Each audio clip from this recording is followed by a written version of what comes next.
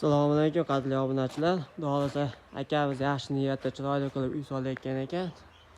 Bu uylarga biz o'z ishlarimizni, ya'ni eshik romlarimizni qo'yib berganmiz. Xudo ko'rsanglar bo'ladi. Bu tashqi tarafi. Xo'p, ichkariga MDFlardan qo'yib berganmiz.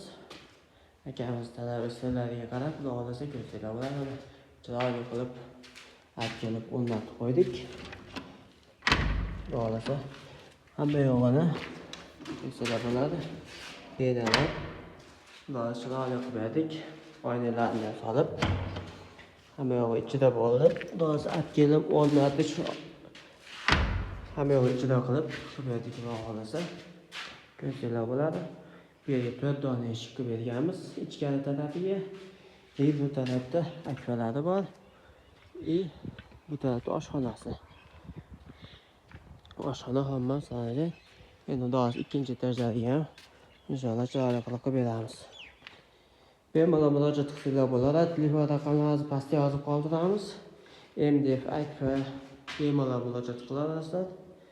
Xudo chiroyli qilib insof bilan yaxshi narxlarda qilib beramiz. Xudo kanalimizga obuna bo'lib, like bosib qo'yish esdan chiqmasin. O'z fikrlaringizni kommentariyada yozib qoldiringlar.